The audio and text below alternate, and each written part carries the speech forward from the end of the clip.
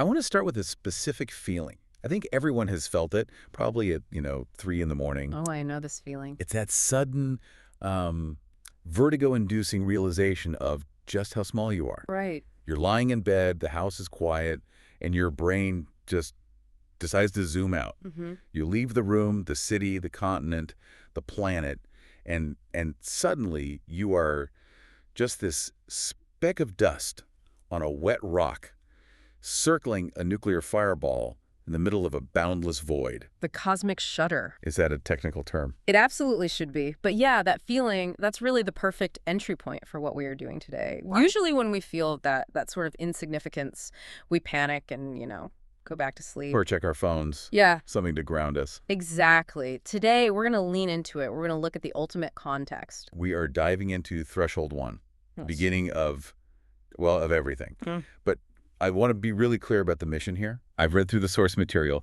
and this isn't just going to be a physics lecture. We are not just going to recite the age of the universe and then move on. No.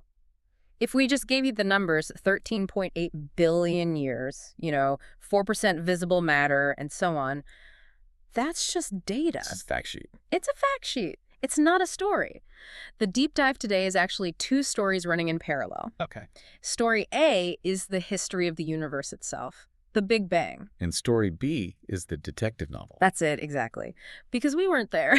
We are this tiny, fragile species that showed up in the last fraction of a second of the cosmic timeline. The last tick of the clock. And somehow, using bronze discs and buried tunnels and giant telescopes, we figured out the plot of the movie we just walked into.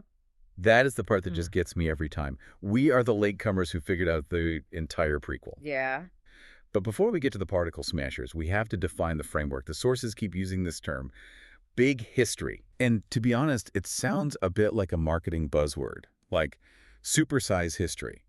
What is the actual distinction between big history and just, regular history? It's a totally valid skepticism. I mean, usually when you study history, you're studying the written record of humanity. Right, maybe 5,000 years back. If you're really adventurous, yeah, you go back to the invention of agriculture. Kings, wars, maps, all the stuff that happened after we figured out how to write it all down. And big history argues that those are completely artificial boundaries.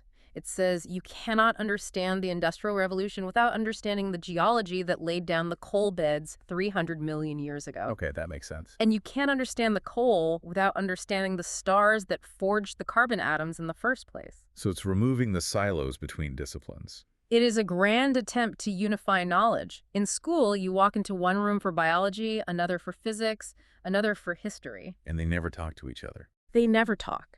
Big history is what the sources call a modern origin story that stitches them back together.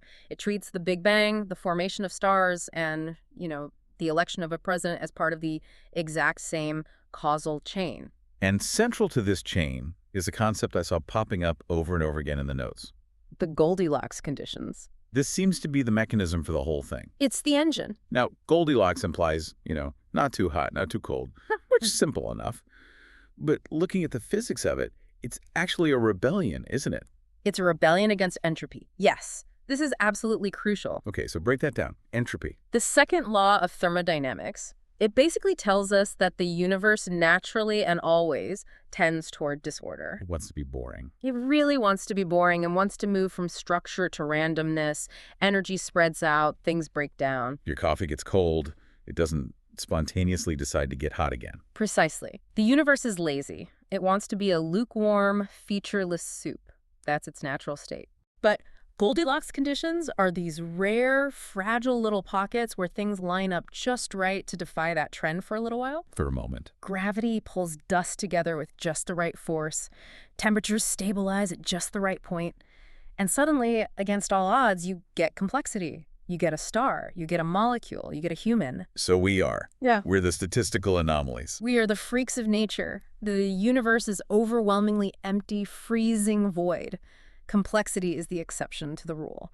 And that is what we are tracking today. The very first and biggest exception, Threshold 1. But before we dive into the physics, the hard science, we have to look at the human software. Because the source material points out something fascinating. We have always tried to explain the beginning. It seems like the human brain physically rejects the idea of not knowing. We hate a vacuum, it's true. If we don't have data, we fill that gap with a story. And the variety of these stories is just wild, but they all seem to scratch the exact same itch. They do. The sources listed a few: Chinese, Maori, Egyptian. I want to walk through these, not just as like fun facts, but to see what they tell us about how early humans saw their place in the whole system. Let's do it. It's fundamental to the story. Let's take the Chinese myth first, the story of Pengu. This is a classic cosmic egg motif. You see it in a few cultures. The idea is that the universe starts as this chaotic, compressed, single thing, an egg. And inside is Pengu. Inside is Pengu. He's been sleeping for 18,000 years.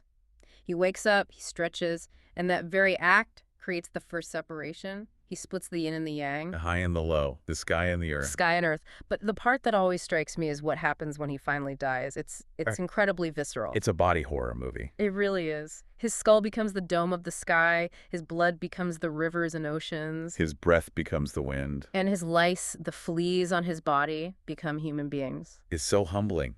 I mean, we aren't the noble children of a god in that version. We are literally the parasites on the corpse of a dead giant. But think about the function it serves. It explains the intimacy of the environment. Why does that mountain range look like a sleeping giant? Because it is a giant. It connects the geography to anatomy. It makes the world feel alive. Even if it puts humans in a very, very subservient role. Okay, so let's compare that to the Maori story from New Zealand, Ranginui and Papatuanuku. The Sky Father and Earth Mother. Now, this is a story about suffocation. Suffocation. Yeah, they are locked in this eternal, tight embrace. They are holding each other so closely that their children are trapped in the darkness between their bodies. So there's no room for life. There's no space. Exactly. And so the creation event here isn't some magical explosion. It's a violent act of rebellion.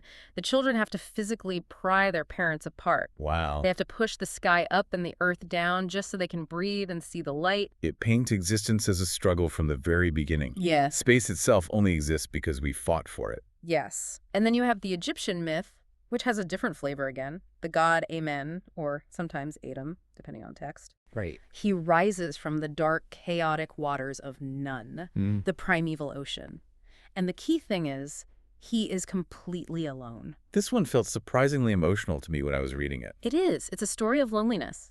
He creates the other gods by spitting or sneezing bodily fluids. Again, you see a theme. Always with the bodily fluids. But he creates mankind from his tears. We are the tears of a lonely god. It's just so poetic, right? But look at the pattern. Whether it's Pengu's blood or the Maori separation or Amen's tears, these are all attempts to answer the exact same fundamental question. How did order emerge from chaos? Which is the exact same question the Big Bang Theory answers. Yeah. Just with different tools. That's the key takeaway. We often think of myths as lies and science as truth.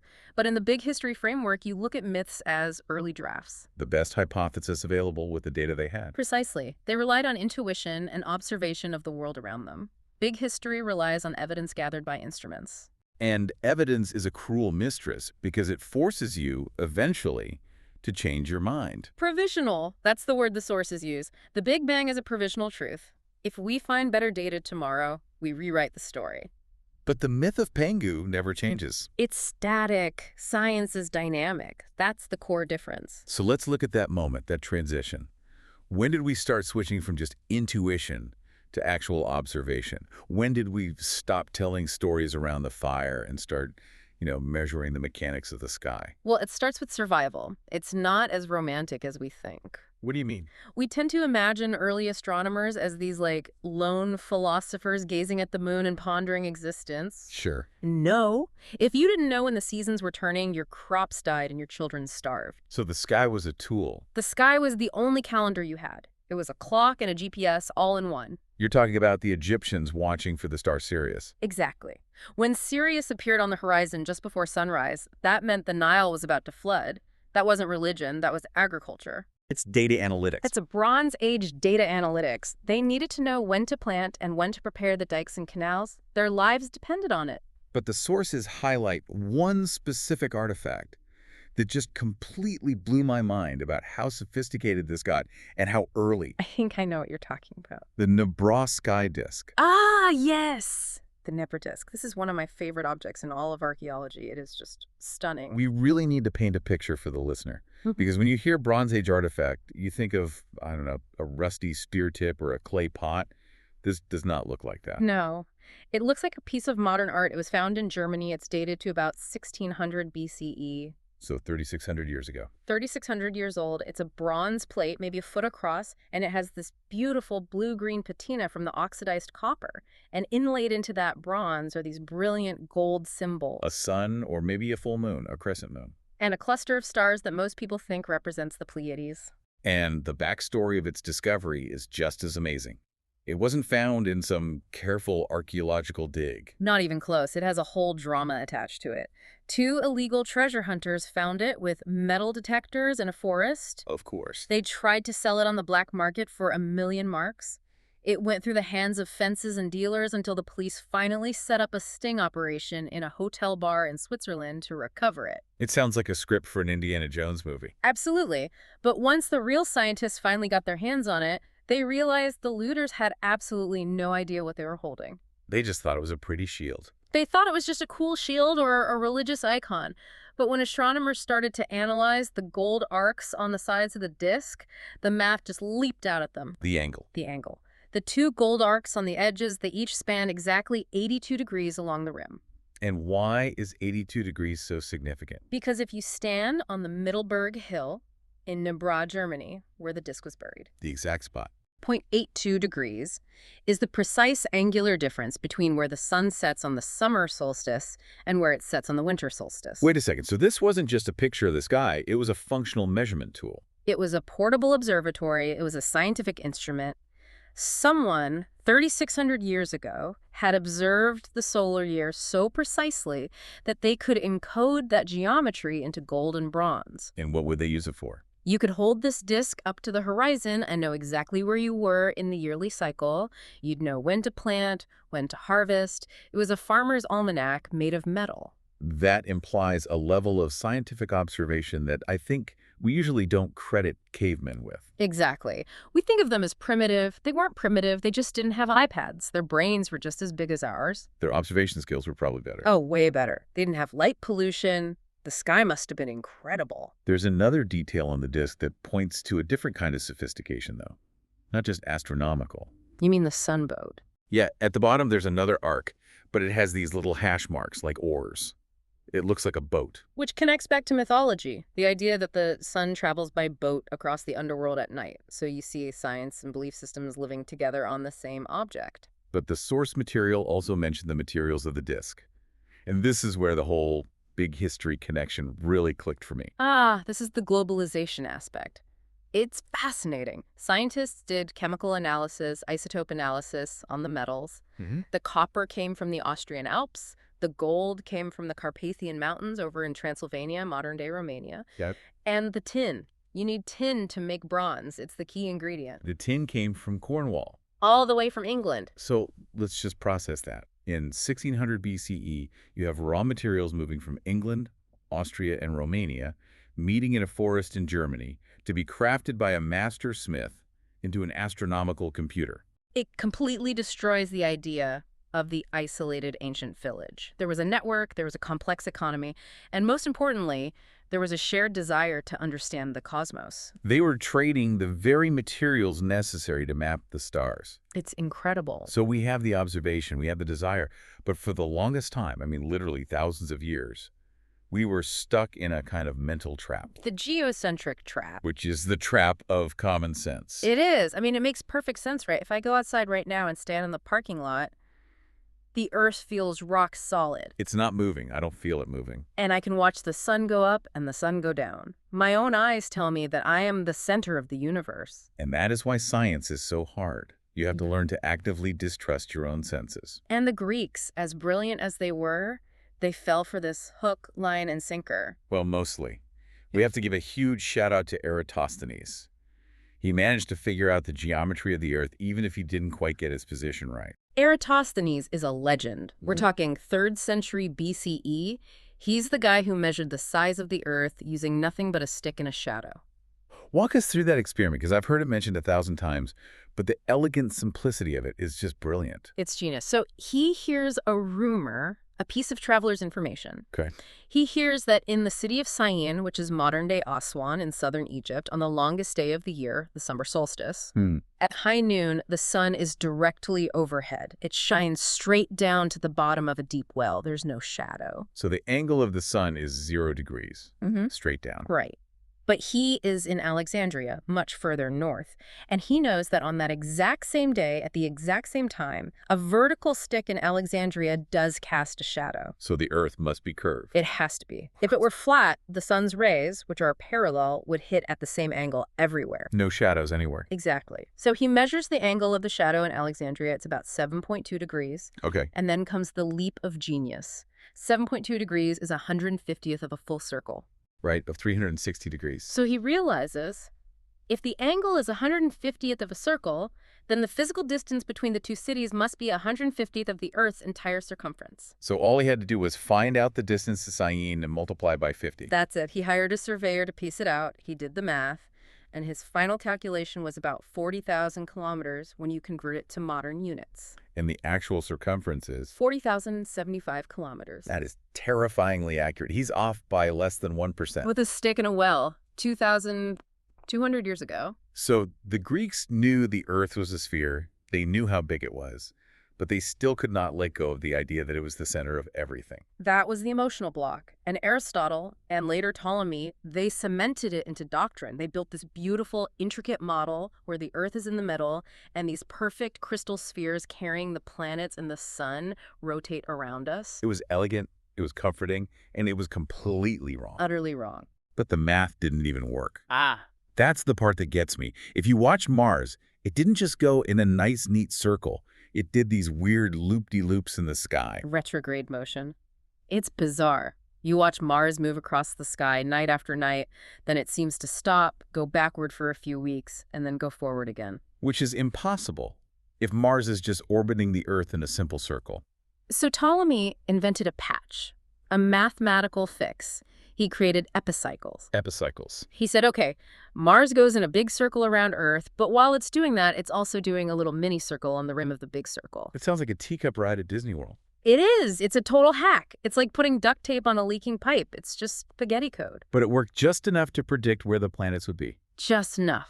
And because it worked, nobody seriously challenged it for 1,400 years. 1,400 years. That is a staggering amount of time for humanity to be wrong about something so fundamental. It really shows you the power of authority. The church loved it because it put God's special creation, humanity, right at the center.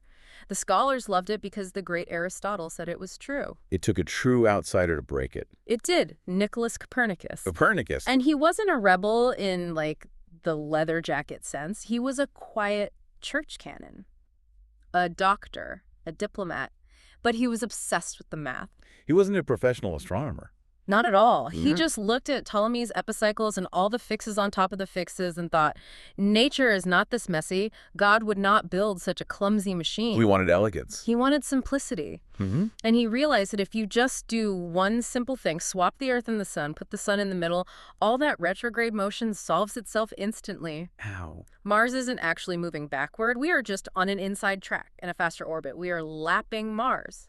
Like when you pass a slower truck on the highway. For a moment, it looks like the truck is moving backward relative to you. But you're both still moving forward. Precisely. It was simple, it was elegant, and it was incredibly dangerous. He waited until he was basically dying to publish his book, right? De Revolution Opus, published in 1543. They say a copy was placed in his hands on his deathbed. He knew the backlash that was coming. Because this wasn't just a scientific theory. No. It was a demotion, a cosmic demotion for all of humanity. It kicked us off the main stage and put us in the cheap seats. And the church eventually banned the book. In 1616, yeah. But by then it was too late, because you can't argue with a telescope. And that brings us to Galileo. The early 1600s. The real game changer.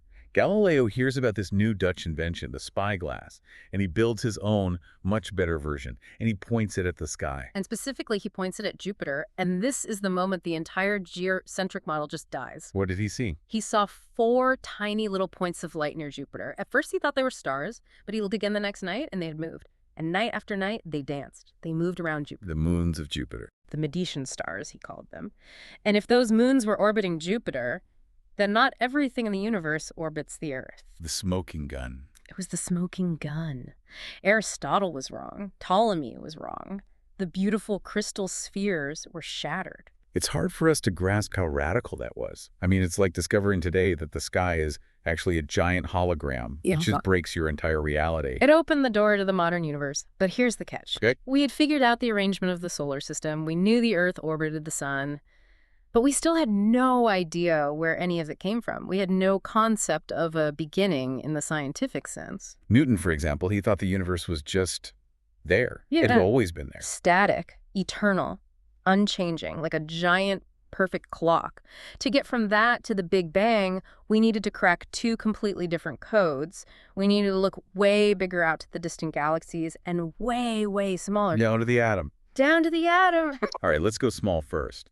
Because looking at the outline, it seems like our understanding of the Big Bang is actually completely dependent on our understanding of what an atom is. It is. You cannot understand the creation of matter if you don't know what matter is made of. And it goes back to the Greeks again, doesn't it? Democritus, he's sitting on a beach, probably, and he has this thought experiment. If I cut a grain of sand in half, and then I cut that half in half and keep going. Eventually, I have to hit a bottom. Yeah. There has to be something you can't cut anymore. Exactly. Something uncuttable. In Greek, atomos. Atom. But for him, it was just a philosophy, a neat idea. It took 2,000 years to turn that idea into actual chemistry. With John Dalton. The early 1800s. Dalton gives us the billiard ball model. Atoms are just hard little spheres, all identical for a given element. Simple enough. But then as we move into the 20th century, we start peeling the onion. Rutherford fires particles at gold foil and finds the nucleus. And realizes the atom isn't a hard ball. It's mostly empty space. It's a solar system in miniature. Niels Bohr figures out the electrons are in specific orbits, and bit by bit, we get the modern picture. But the real breakthrough for cosmology, for understanding the whole universe, came when we linked the atom to light. You're talking about spectroscopy. Spectroscopy, a guy named Joseph von Fraunhofer. He passes sunlight through a prism and sees a rainbow, like Newton did. Sure. But he's using better glass, and he looks closer, and he sees these little black lines slicing through the colors, like missing teeth in a comb. Were they? They were shadows cast by atoms in the sun's atmosphere. It turns out every element, hydrogen, helium, carbon, loves to eat light. But they're picky eaters. Very picky. They only eat very specific colors, very specific wavelength. Hydrogen will always absorb the exact same shade of red, the same shade of blue. So those black lines are a chemical fingerprint, a barcode. A cosmic barcode. This changed everything. Before this, we could look at a star and say, wow, it's bright.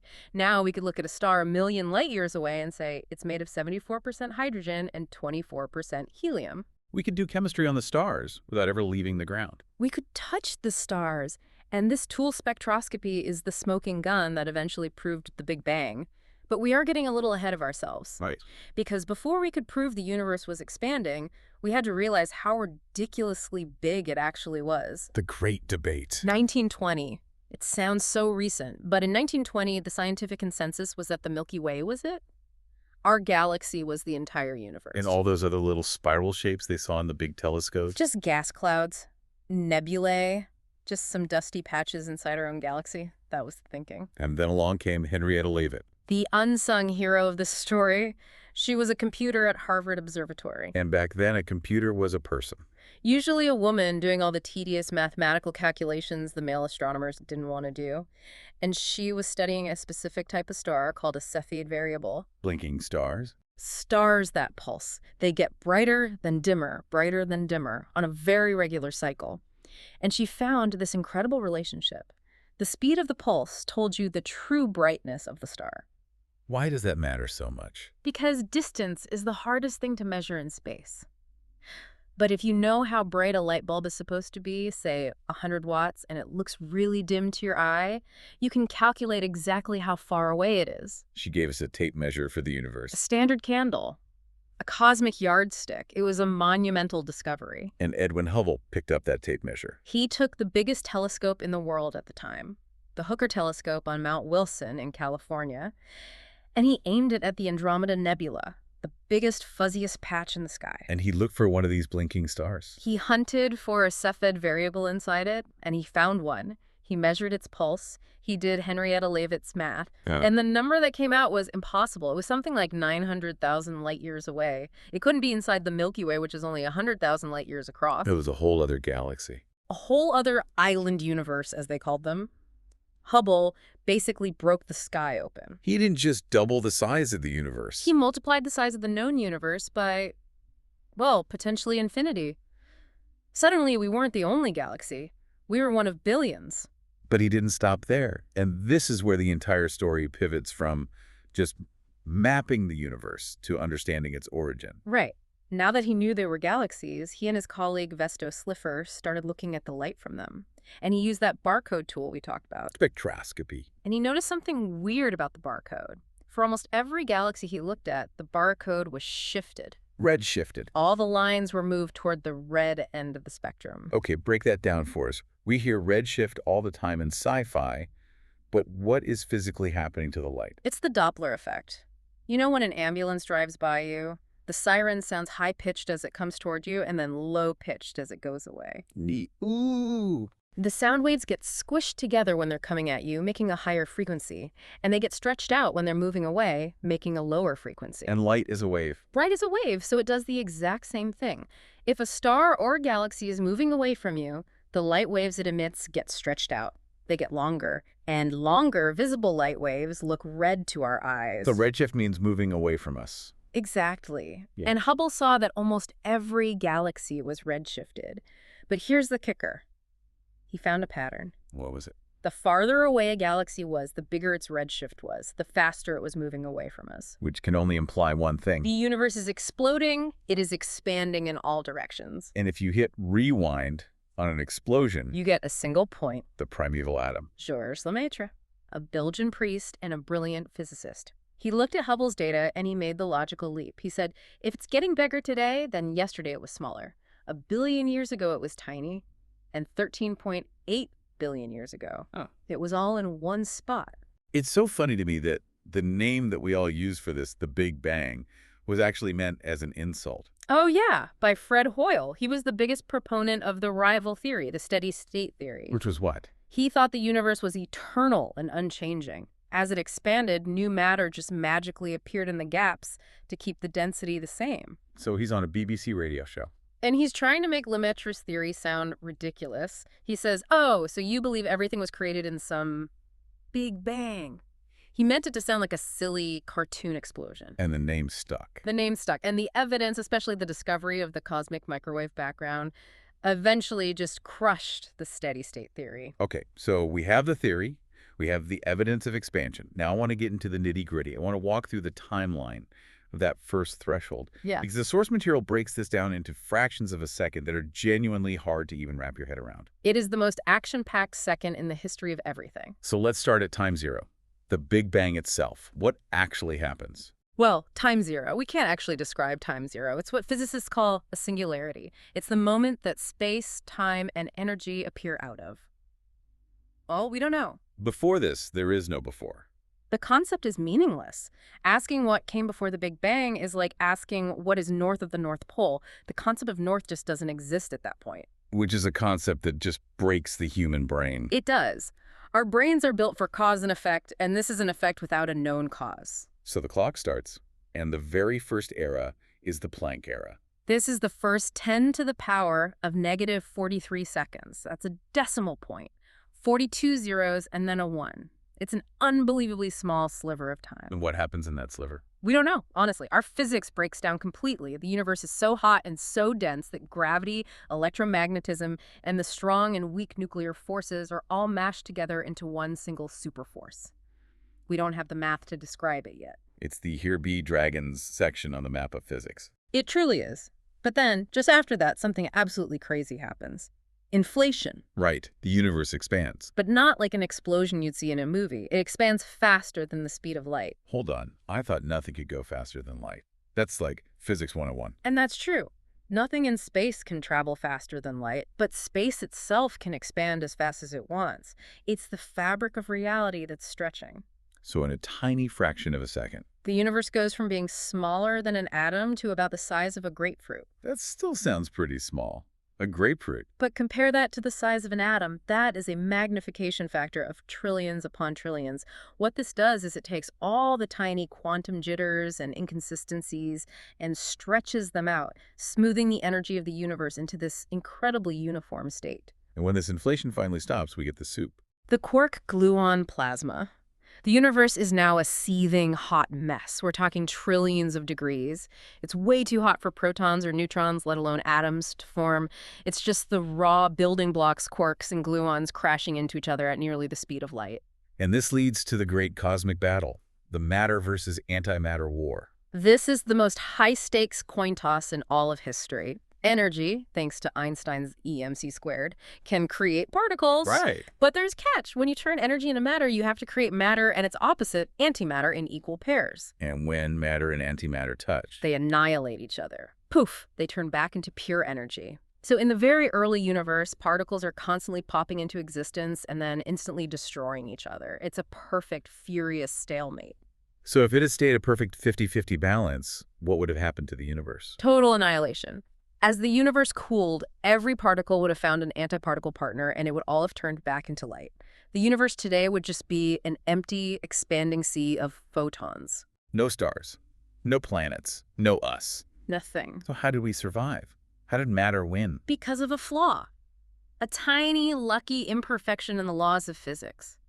For every billion particles of antimatter that were created, there were 1,000,000,001 particles of matter. Just one extra, 1 in a billion. Just one extra survivor per billion. When all the annihilation happened, all the antimatter was destroyed and it took most of the matter with it. But that tiny residue, that 1 in a billion excess, survived. And that residue, that's the entire universe. That residue is every star, every galaxy, the water in your cup, and the hand that's holding it. We are the leftovers of a cosmic massacre. That is horrifyingly beautiful. We are the ultimate lucky ones. We are the ultimate survivors of the universe's first war. So the universe cools down a bit more. We are now a few minutes in. Now we get nucleosynthesis. The universe is now cool enough down to about 1,000,000,000 degrees for the quarks to combine into protons and neutrons, and for those protons and neutrons to start sticking together. And this is the periodic table being born. First 3 elements. We get hydrogen nuclei, which is just 1 proton. We get some helium, which is 2 protons and 2 neutrons. And a tiny, tiny trace of lithium. But that's it. That's it. No carbon, no oxygen, no gold, just the simplest gases. And then, according to the timeline and the sources, basically nothing happens for a really long time. We have to wait. For about 380,000 years, it's a long, boring adolescence for the universe. What is happening during that? Wait, why is it so long? Fog. The universe is a dense, hot plasma. The hydrogen and helium are just nuclei. The electrons are still buzzing around loose, not attached to anything. Okay. And light photons tries to travel, but it keeps bumping into these free-roaming electrons and scattering. It's like trying to drive through an incredibly thick fog with your high beams on. The light just scatters everywhere. You can't see through it. The universe is completely opaque. If you could have been there, you wouldn't see anything. It would just be a glowing, white-hot fog in every direction. Until recombination. Yes. The universe keeps expanding, and it finally cools down to about 2,700 degrees Celsius, about the temperature of the surface of a cool star. And at that temperature, suddenly, the electrons slow down enough, the atomic nuclei can finally grab them. Snap. They get captured into orbits. Neutral atoms form for the very first time. And the fog clears. Instantly. Because all those free electrons that were scattering the light are now locked away inside atoms. The path is clear. For the first time, light can travel freely across the universe. And that light is still traveling today. It is. That first flash of light from 380,000 years after the Big Bang is what we now see as the cosmic microwave background radiation, the CMB. The static on the old TVs. That's the Fellas analogy. If you have an old analog television and you tune it between stations, about 1% of that static hiss you see and hear is literally the afterglow of creation. Yeah. It's the radiation from the Big Bang hitting your antenna. You are watching the creation of the universe on your TV set. It is the baby picture of the cosmos. It is the oldest light in existence. And by mapping the tiny temperature fluctuations in that light, we can learn almost everything we know about the age and composition of the early universe. So we have this story. It's an incredible story. We have the Goldilocks moments matter winning the war, the electrons finally getting captured. But big history claims to be based on evidence, not just elegant theory. We can't travel back 13.8 billion years. So how do we know this is how the physics worked? We simulate it. If you want to know what happens when things get incredibly hot and dense, you build a machine to make things incredibly hot and dense. The Large Hadron Collider. CERN, the LHC. It's a 27-kilometer ring buried hundreds of feet beneath the border of France and Switzerland. It is the biggest, most complex machine humans have ever built. What are they actually doing down there? What is the goal? They are taking protons, just simple hydrogen nuclei, and they're using thousands of superconducting magnets to accelerate them to 99.9999991% the speed of light. So almost light speed. They whip them around this ring in opposite directions, thousands of times a second. And then at specific points, they steer them into a head-on collision. Why? What does smashing them together do? Because in that tiny infinitesimal moment of collision, the energy density is so unbelievably high that it recreates the conditions of the universe just fractions of a second after the Big Bang. They are building miniature Big Bangs under the Swiss Alps. For a fraction of a second, yes. They are effectively looking back in time by creating the physical conditions of the past. It's a time machine. And have they found things that confirm our timeline? Does the experiment match the theory? They have. It's been a stunning success. For example, in 2015, they successfully created that quark-gluon plasma we talked about. The primordial soup? They made it for a split second, and they discovered that it behaves exactly like a perfect, frictionless fluid, just as a theory predicted it would. And what about the Higgs boson? I remember that being just huge news around the world. The so-called God particle. Discovered in 2012. This was absolutely crucial. The theory said there must be an invisible energy field that permeates all of space, the Higgs field, that is responsible for giving fundamental particles mass. Without it? Without it, particles would just zip around at light speed forever. They would never slow down and clump together to form atoms, stars, or us.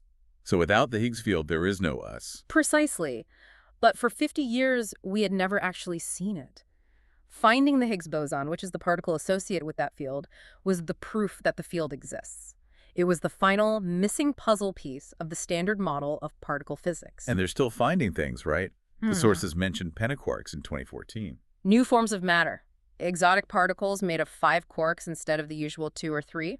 It just confirms that our fundamental understanding of the code of the universe is on the right track.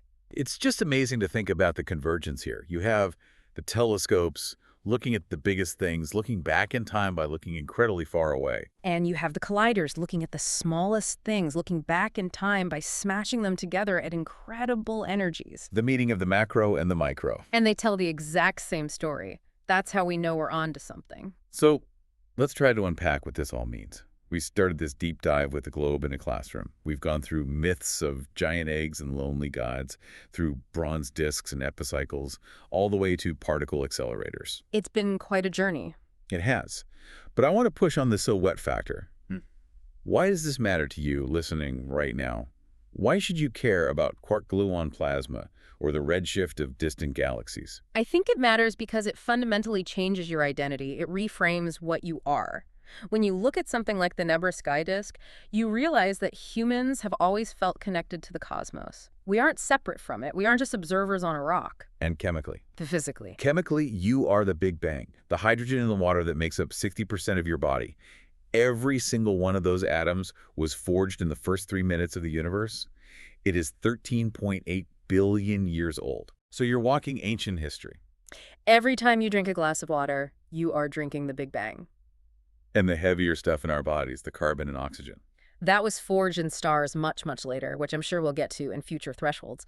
But the foundation, the energy, the fundamental matter, the space you occupy, it's all from that first moment. There's a quote in the source material from David Christian, one of the founders of Big History, that I love. He calls humans a fledgling director. Yes. That's a powerful and slightly terrifying image. Explain it. For billions of years, life on Earth was just a passenger. Evolution happened to us. The cosmos happened to us. We were just players in a play we didn't understand. But now, we are the only species we know of that has figured out the script. We know the story. We know the story. And because of things like collective learning, our ability to share information across generations, from the person who made the Nebra disk to the scientists at the LHC, we are starting to direct the play ourselves. We're changing the planet's climate. We're editing genes. We are shaping the future of this planet. We've gone from being characters to being directors. And that's a huge responsibility. It's intimidating. It is, but knowing your origin story has to change how you see your future. If you know that you are a result of this 13.8 billion year chain of Goldilocks conditions, these incredible lucky breaks where everything went just right, maybe you value the outcome a bit more. You realize how fragile and precious it all is. Exactly. That's a great point. I want to leave you, our listener, with a final thought, something to chew on. The source material is very clear that big history is a provisional narrative. We know a lot, but there's a massive black box question mark at the very beginning of the story. What came before the Big Bang? Exactly. Was it nothing? Was it a previous universe that collapsed? Was it a multiverse bubbling with infinite universes and we just happen to be in one of the bubbles? The science can't tell us. Not yet. We hit a wall at time zero. Our equations give us gibberish. And that mystery is where the excitement still is. We've transitioned from simply looking at the stars and inventing gods to understanding the fundamental mechanics of creation.